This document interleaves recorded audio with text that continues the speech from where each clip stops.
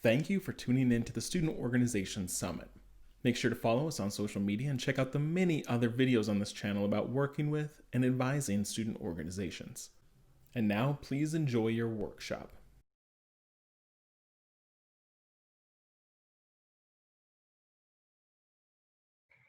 Hello, everyone, and welcome to our session titled Our Students as Our Greatest Resources, Creating a Student Involvement Ambassador Program on Your Campus. My name is Paige Compton, and I am their Program Coordinator for Student Involvement at UNC Charlotte. And I'm Heather Miller. I'm one of the Associate Directors for Student Involvement at UNC Charlotte.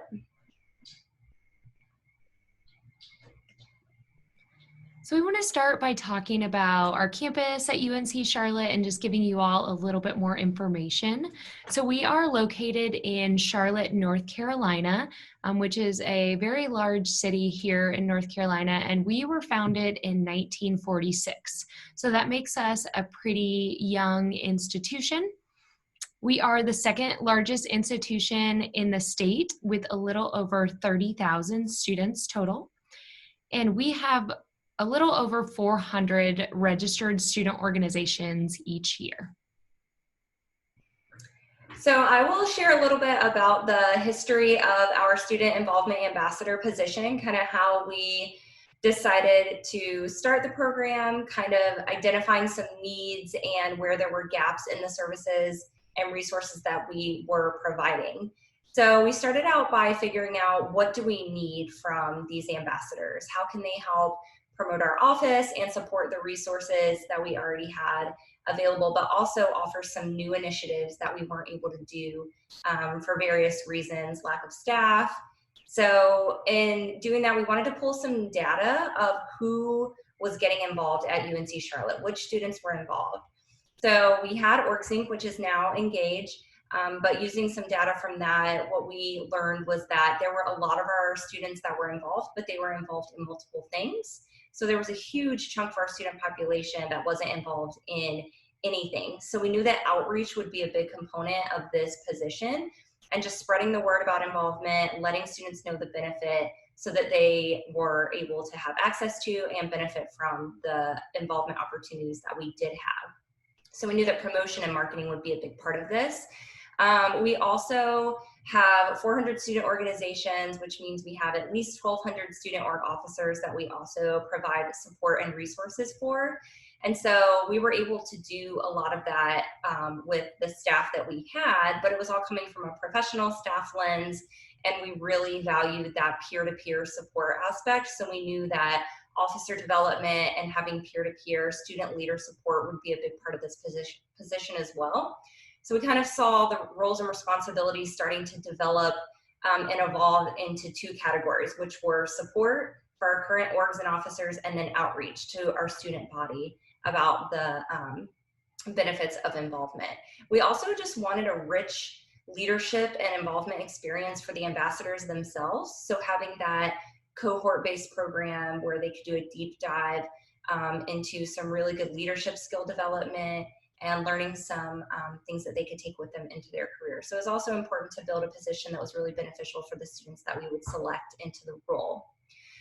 Before our student involvement ambassadors, we had what we called source assistants, or student org resource center assistants. Their main responsibility was overseeing the physical space that we have for resources for student org officers. We found out that we were providing coverage for that space, 9 a.m. to 9 p.m. We were providing coverage on the weekends. So it was a huge financial burden on us, and looking at what we were putting into it versus what we were getting out, we realized that we weren't best utilizing the funds that we were putting toward the source assistance, and that we could move to the ambassador format, which required us to switch some of the space management responsibilities to our program coordinator position, which is now Paige's position.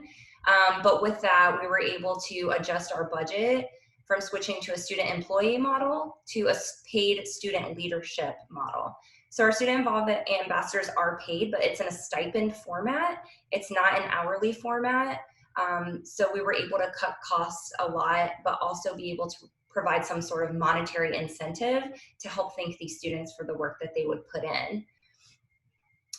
So the requirements for the position are pretty straightforward. We do want students that have at least one involvement or student leadership opportunity under their belt, just because they have that rich insight into what it means to be a student leader and have that perspective in helping others and in sharing the benefits of involvement. We also have a GPA requirement, which is kind of a standard across all of UNC Charlotte's student leadership positions. And then the time commitment. So we started out last year by saying about 4 to 7 hours per week, depending on what's going on that week.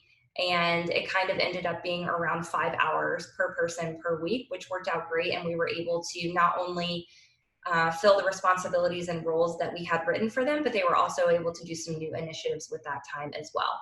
We also knew that these students would already be moderately to heavily involved in leadership programs and organizations, so we didn't want it to be too big of a time commitment that would steer them away from doing this in addition to their other involvement opportunities too. So we landed on that kind of 5 to 7 hours per week for these particular roles. So when it comes to recruitment for the position, there were various different ways that we tried to spread the word about the position and about the opportunity. Something important to note about our campus is that we have a really close relationship with the Student Affairs Marketing Department and work closely with them, especially on new initiatives to help create the content and to make eye-catching graphics and other materials to be able to share out and stand out amongst some of the other materials that they might be interacting with.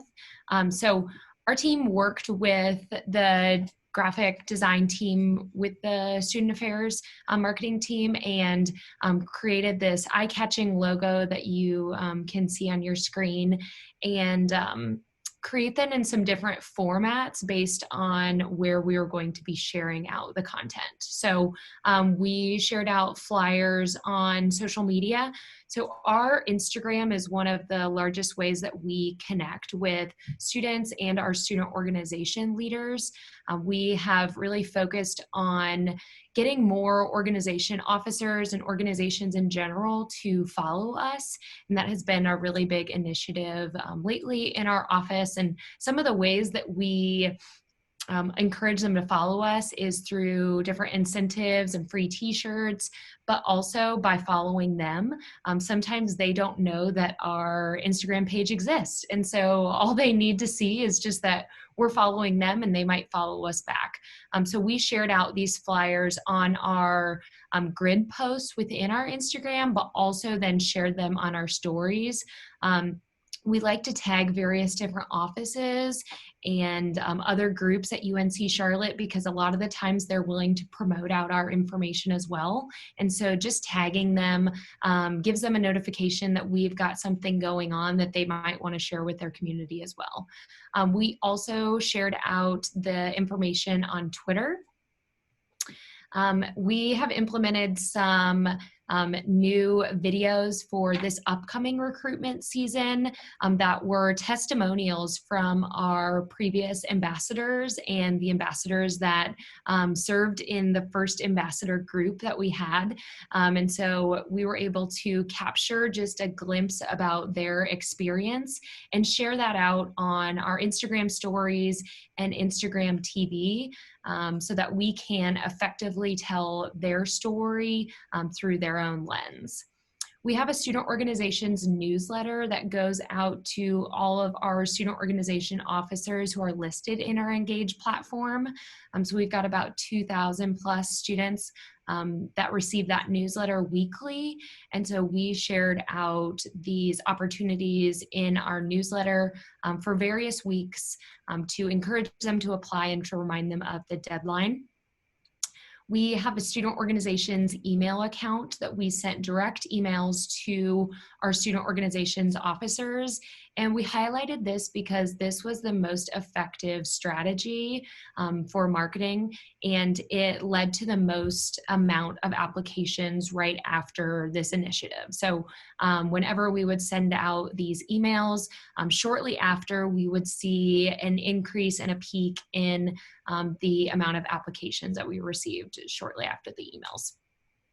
We asked the student involvement staff to submit nominations for individuals who they think might be good for the role or could be successful in the role. And so we have a staff of about 8 student involvement full-time staff members. And so being able to ask them for nominations and get connected with a large group of students who are already serving as leaders on campus, most likely.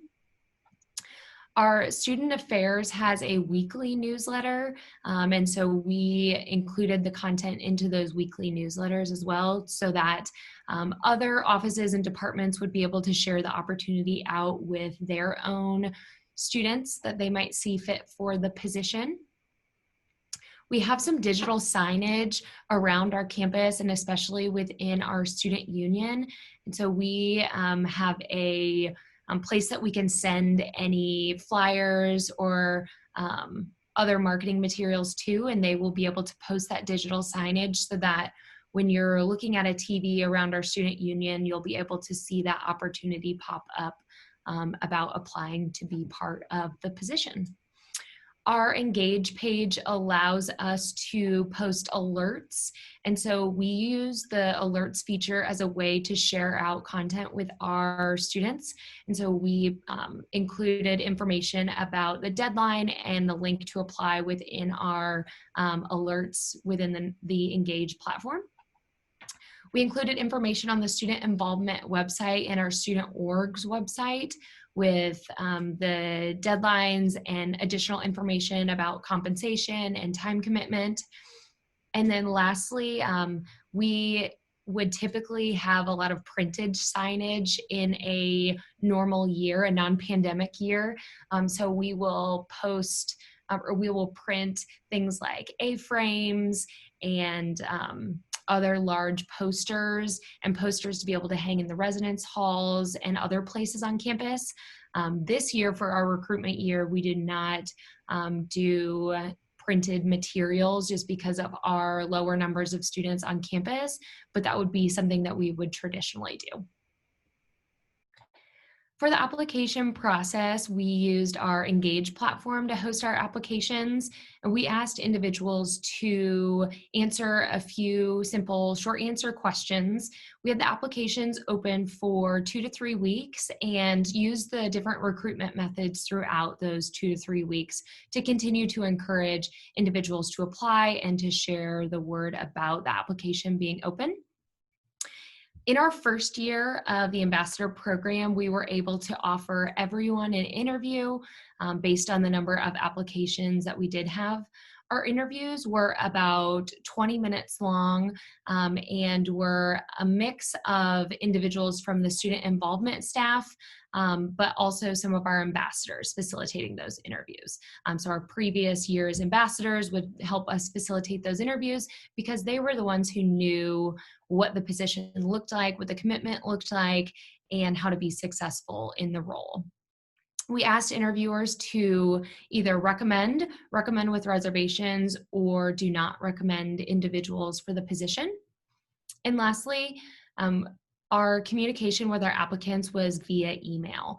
And as we extended out interviews, we also included resources to the Career Center to help them prepare for those interviews. So now we'll talk a little bit about what training looked like for our student involvement ambassador team once they were selected. So we did have a one-day experience in the fall semester with our first round of student involvement ambassadors. So it was a full day. I believe we did it on a Sunday before the first week of classes started. But we mostly wanted to tackle what did they need to know to be able to hit the ground running with offering those opportunities for support for our officers, but also for our outreach, for getting new students and returning students connected to involvement opportunities. So a lot of the training was on resources for getting involved. So what does the orgs directory look like and how do you access it and use it effectively? How do we talk about the different organizations depending on type and things like that? So we covered a lot of that. We talked a lot about what the resources and support are for officers. So going through our student org handbook, talking about the different opportunities for funding, the resource center, all of these things that they needed to get to know really well to be able to share with the officers of organizations. We decided to take a big chunk of our day and dedicate it to what we call our social media street team training. So this was another really great partnership with our student affairs marketing team. They have a couple professional folks that work specifically on social media. And so they trained us to be able to facilitate a session just on social media, because we knew that that was a big gap in our services and our engagement with students, and an area that we wanted to grow a lot in. And we knew that the ambassadors would be the perfect team to be able to get them trained up to the point where they could get our social media revamped and back to where we wanted it to be.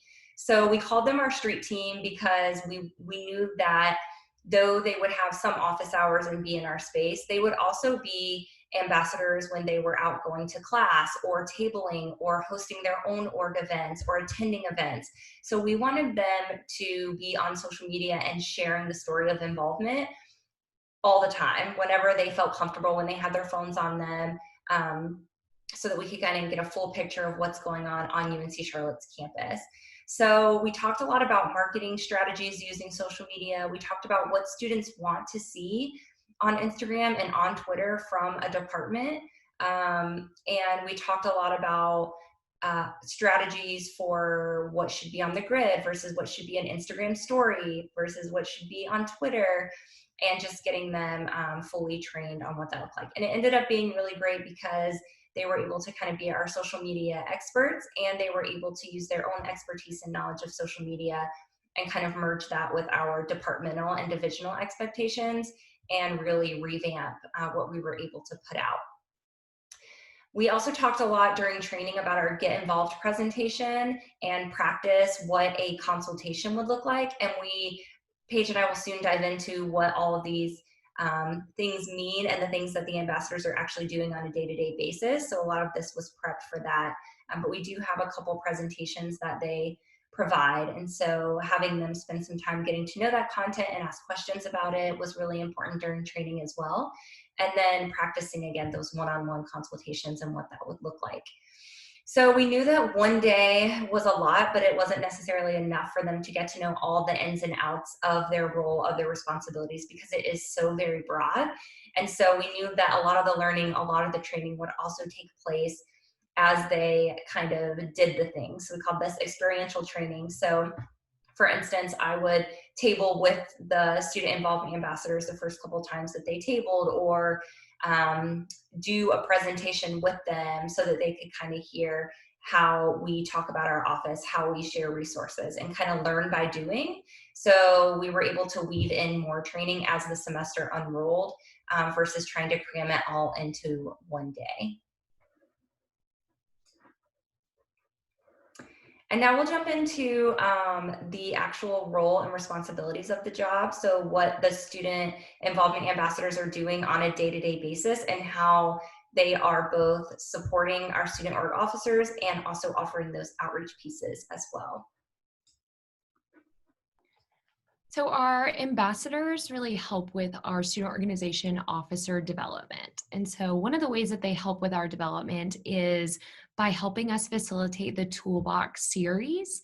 And so the Toolbox series is a series of workshops that are optional workshops for student organization officers to be able to participate in. And they are typically surrounding different topics that are really relevant to our student orgs community at the time, or they're topics that we commonly see orgs come to us wanting to talk about. And so this was previously a staff-driven program, but we thought it was a great way for our ambassadors to be able to take lead in this and determine what those workshop topics would be, but also be able to provide that peer perspective and that peer program to help out other student organization officers through a variety of topics. And so The workshops are offered multiple times throughout a semester.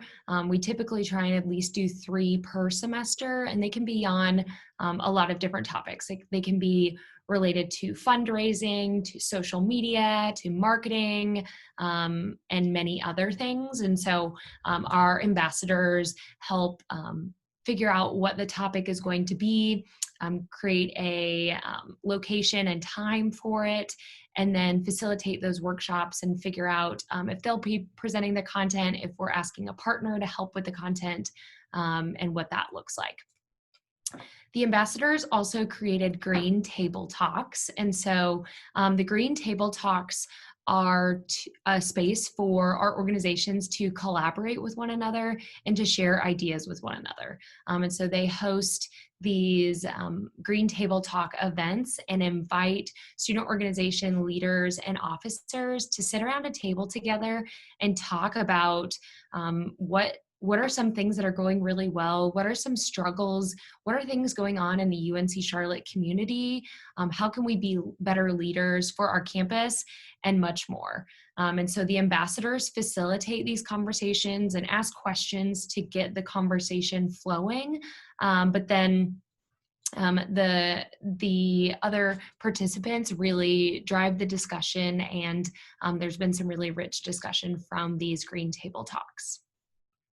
Our ambassadors also provide one-on-one consultations with our officers.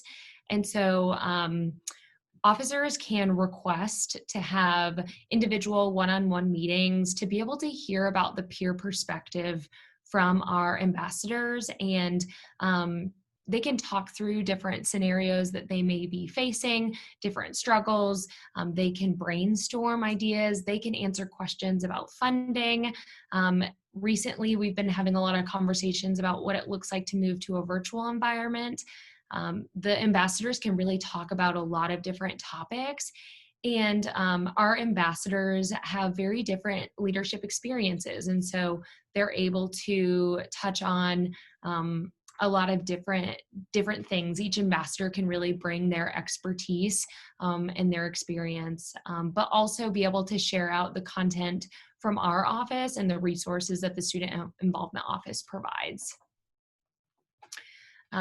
Our ambassadors can go to our student organizations workshops, their meetings, and facilitate workshops. So they can facilitate workshops for the general body, for the executive board, on a variety of topics that the org can choose from.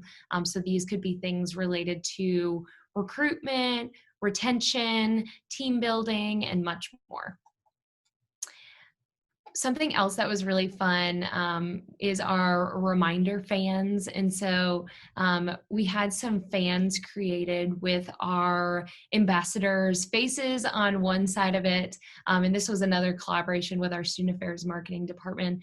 But one side was the face of all of our ambassadors, so that our students could get familiar with who our ambassadors are and potentially recognize them, or be able to find them at an event or just on campus.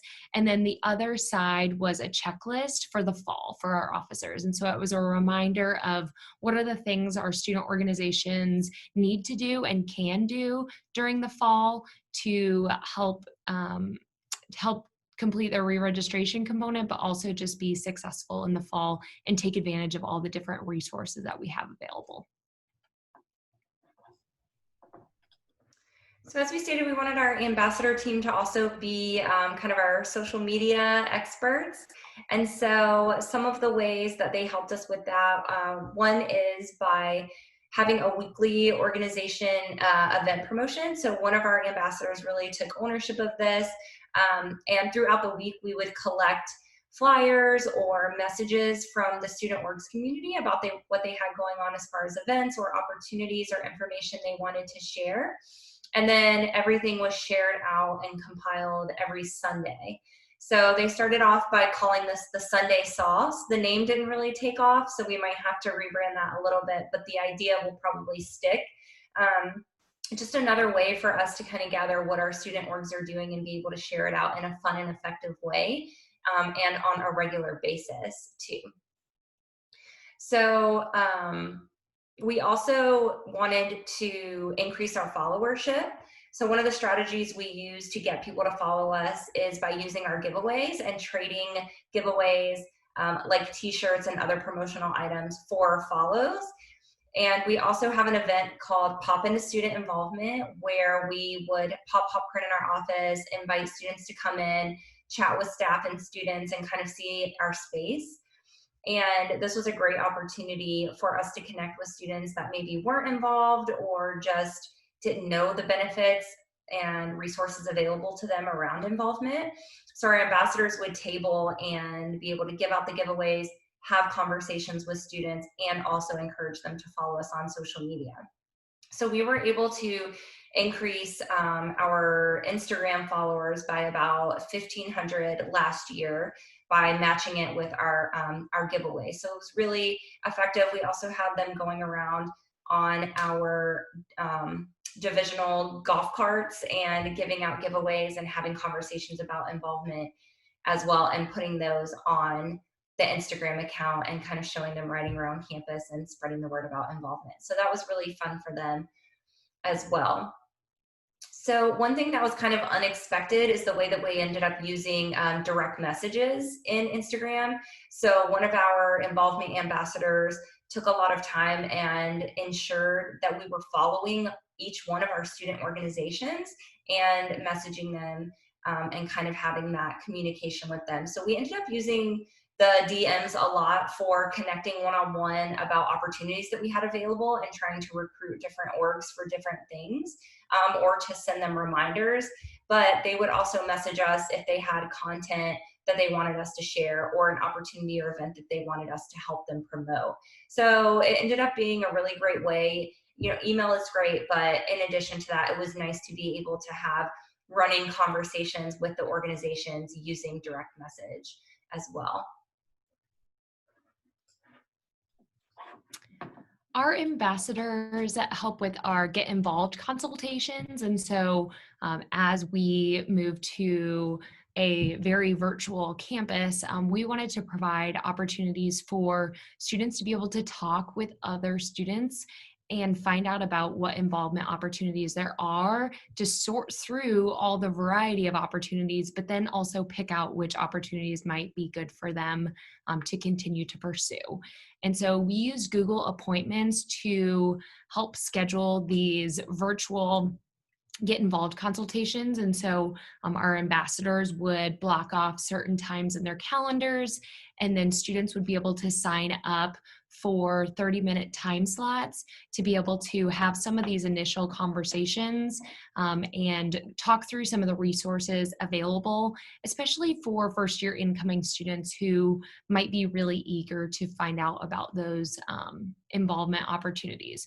So we did have a pre-meeting questionnaire. So we asked students to complete a questionnaire about their hobbies and their interests, what their major is, to help us match them with an ambassador who might have knowledge on those specific interests, types of organizations, or things related to their major. It also helped our ambassadors prepare ahead of time some content and some helpful information to drive the conversation and make it a little bit more efficient, because we know that 30 minutes isn't a ton of time to be able to talk through all the involvement opportunities that students can have on a campus. The questionnaire also helped with some of the front end data to help us continue to assess the resources that we're providing for students and the services that we're providing, and what can maybe come out of some of those conversations. Our ambassadors also offer classroom presentations. So at UNC Charlotte, we have a really large offering of courses that are for first-year students that we call first-year seminars. And so what that structure looks like is we have a form that instructors can fill out to request a presentation on a day of their choosing, and then we just match that up with the ambassador availability. This presentation It's very similar to the one that we use for our orientation program, but during training, we also had the ambassadors put their own spin on it. They ended up adding a Kahoot to make it a little bit more engaging and kind of adding some components that we as staff didn't necessarily think of. So it ended up kind of being a collaboration presentation, but they all used the same presentation for these classroom presentations. This was really big for us, especially this past year, as classes moved to hybrid and virtual formats. And the ambassadors even had the idea of doing a pre-recorded Get Involved presentation that instructors would have access to at any time. So if they weren't able to do a live presentation, or there was some reason that that wasn't an option for them, they could share the pre-recorded presentation with their students. But this is a great way to get our ambassadors in front of a lot of students at once, specifically new incoming students that are really excited about involvement and just need to know what's available to them. And then they kind of have that ambassador as their go-to person as they start to go through their involvement journey. And so there are a lot of times where one of our ambassadors would present, and then people from that class would reach out to them afterwards and say, hey, you presented to our class, can you tell me a little bit more, or ask for more information. So that was really great to see that continuity of being able to provide that support even outside of these presentations. Last year alone, we were able to reach about 600 new students through the classroom presentations. So it's just another way to help spread the message. And again, all of these opportunities, they're beneficial for our officers or our community of students, but it's also giving the ambassadors the opportunity to develop their own skills. So this is great for helping them learn some presentation skills, facilitation skills, public speaking skills. So they were getting a lot out of these classroom presentations as well. Our ambassadors play a large role in our event planning and event staffing. So there were both opportunities for the ambassadors to create and plan their own events, in addition to supporting some events that the Student Involvement Office already had in place. And so we gave the ambassadors the flexibility to create some new programs and some new events and create new initiatives and really be able to take ownership. They were coached throughout the process and were able to really develop some great skills. And I think they all learned a lot about their own selves as they took ownership over these programs and really made them come to life. So some of these programs are the SOVI Takeover, which SOVI stands for South Village, which is one of our dining halls. And so some of our ambassadors planned a takeover of the dining halls and made a mini student organization showcase. So they collaborated with dining services to make different themed meal stations.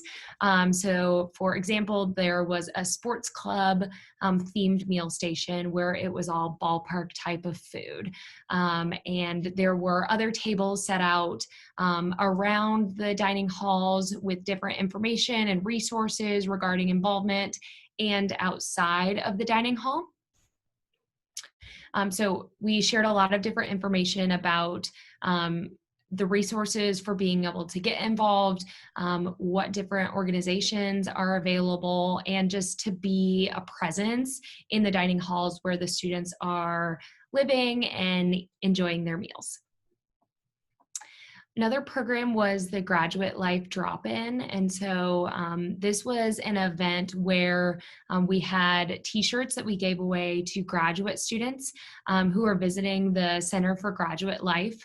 And we were able to share various different resources and services. So we have had an ambassador who was a graduate student. And so this was a way that that student could connect with other graduate students, share out those involvement resources, and just be able to share some of our promotional items as well.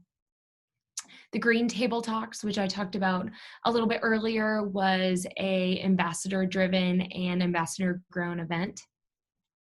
some of the events from our office, the Student Involvement Office, include the Student Organization Leadership and Development Institute. And so this is a one-day conference for our student organization leaders from across campus or prospective student leaders to be able to connect with one another and talk about what leadership looks like and how to be a leader at UNC Charlotte. And so our ambassadors helped facilitate roundtable discussions.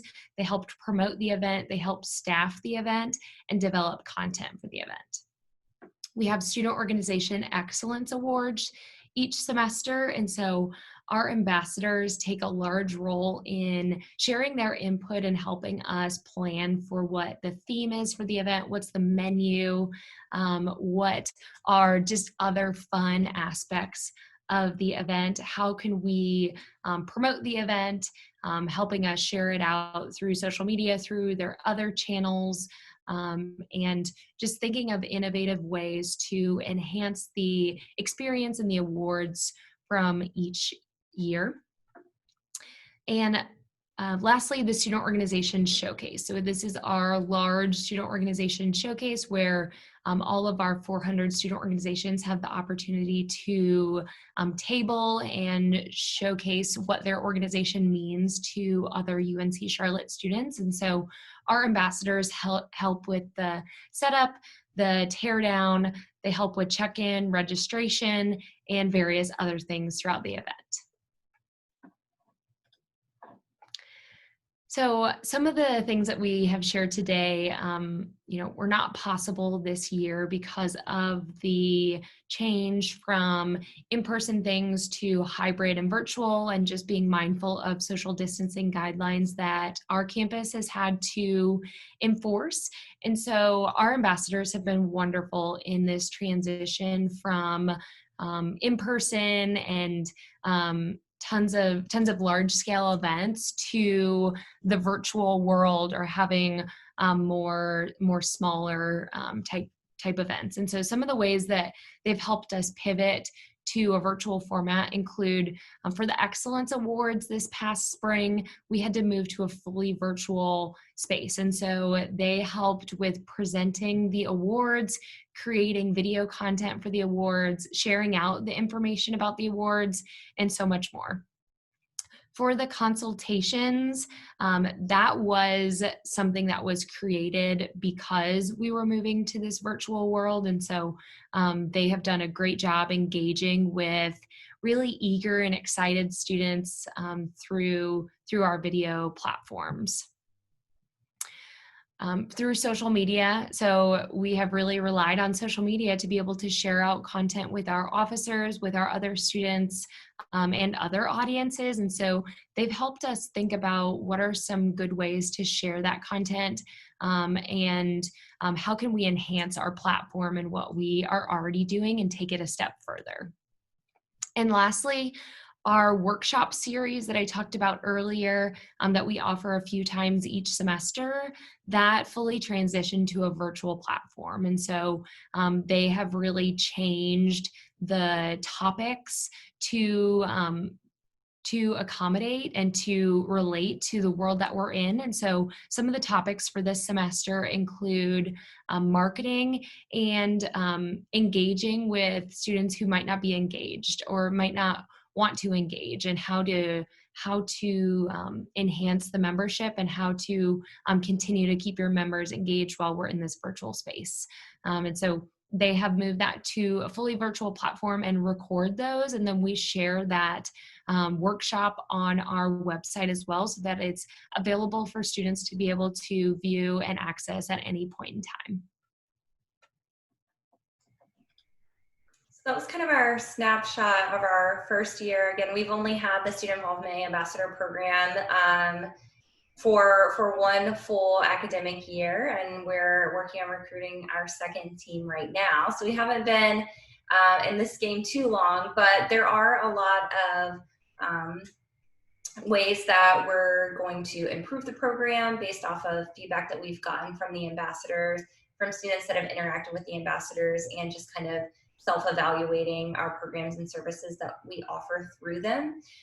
So we wanted to highlight some of the challenges that we've had in our first year in areas that we want to improve in.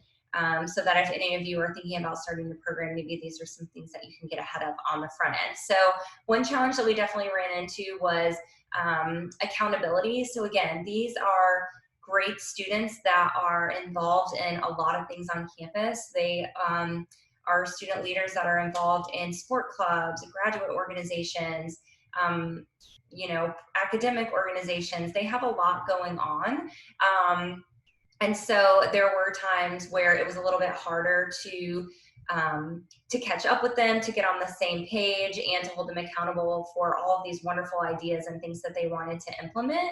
So one thing that I found really helpful was sending weekly task list emails. So the emails would be sent out every Monday morning, and it would just be a recap of what each individual ambassador was going to be doing or working on that week, what general information would be helpful for the entire team to know.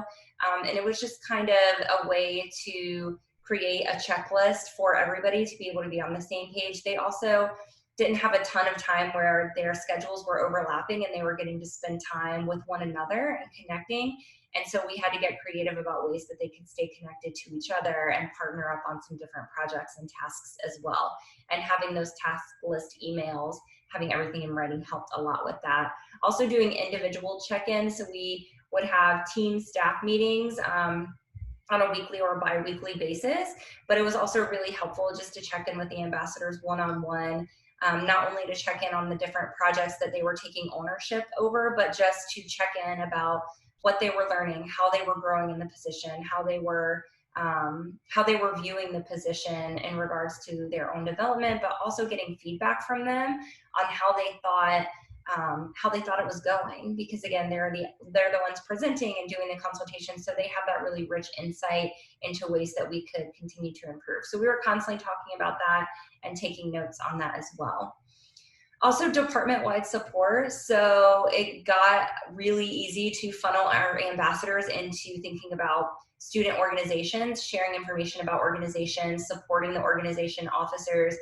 But in our student involvement office at UNC Charlotte, we also house our campus activities board. We all work collectively on homecoming, and we all work collectively on advising our student government association. So there are many other opportunities for our ambassadors to learn about what we do in our office and to help promote some other areas.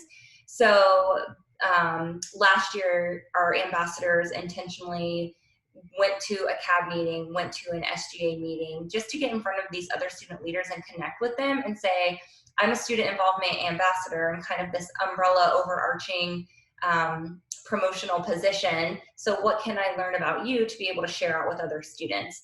So having that really helped us think more broadly about how they truly are involvement ambassadors and not just organization ambassadors. And then last but not least, assessment, which is a lot of times a challenge in higher education and kind of proving what we want students to learn. And so this year, we want to be more intentional about building out a pre and post test style learning assessment to really get at what our student ambassadors are learning, the areas that they're growing and developing in, just so that we can continue to improve that, but also be able to have that data of how the program is supporting them. And in general, just paying closer attention to survey data after we do like classroom presentations and things like that, to make sure that we're providing resources that are of value to the people that we're presenting to and sharing that information with. So that is the closing of our presentation, and I'll let Paige close us out here, but I just want to thank you for spending time getting to know a little bit more about our program. And I know I speak for both of us when I say we're wide open to taking any questions at any point, even if it's after the org summit and beyond. Yes, I echo that. I'm happy to answer any questions or further explain anything that we talked about today. So we will be hosting a Q&A session. So if you check out your workshop schedule, you should see the link to our room, and we would love to answer any questions that you have there. Thank you so much for tuning in, and like us Niners do, I'd like to give you a Go Niners. Thanks for tuning in to the Student Organization Summit. If you're watching this live, feel free to reference the schedule for the day and use the link in the schedule to access a Q&A room where you can ask questions or chat with the presenters from this workshop. If they didn't list a Q&A link, or you're watching this video after the event, thank you for your interest in the Student Organization Summit.